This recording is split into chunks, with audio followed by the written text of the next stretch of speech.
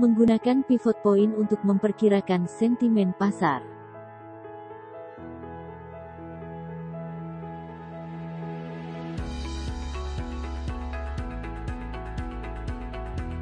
Masih ada satu cara lain menggunakan pivot point dalam strategi trading kita, yaitu dengan menaksir sentimen pasar.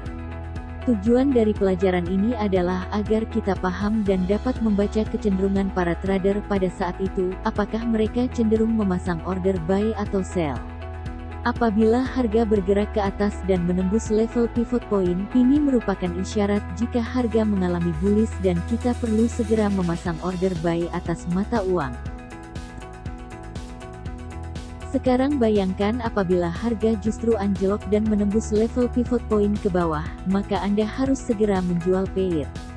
Keberadaan harga di bawah level pivot point akan memberi sinyal sentimen bearish dan seller memiliki kekuasaan atas sesi trading pada saat itu.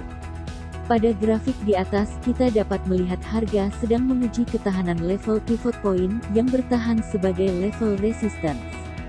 Hal berikutnya yang kita tahu, harga melanjutkan penurunan dan terus merosot. Apabila kita mampu membaca petunjuk sebelumnya, bahwa harga akan terus berada di bawah level pivot point dan menjual pair tersebut, tak pelak kita akan meraup keuntungan yang besar. Bagaimana tidak, GBP USD anjlok 300 pips. Tentu saja, kita tidak selalu mendapatkan keuntungan sebab terkadang apa yang terjadi di lapangan forex sama sekali berbeda dengan contoh kasus. Kadang ketika kita mengira trader sedang berada di posisi bearish atas pair, tapi yang terjadi malah sebaliknya. Pair malah berbalik dan membumbung ke atas.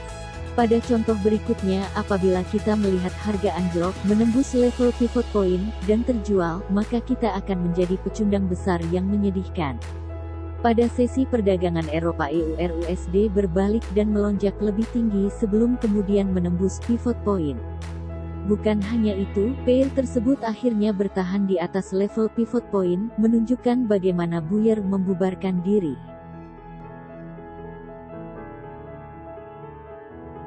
Pandangan seorang trader atas sebuah mata uang dapat berubah-ubah dari hari ke hari, bahkan dari sesi ke sesi.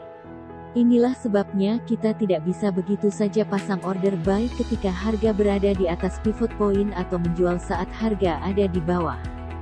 Namun jika kita menggunakan indikator pivot point untuk sistem trading sederhana seperti demikian, ada baiknya jika kita mengombinasikannya dengan indikator lainnya agar dapat membaca sentimen pasar secara keseluruhan.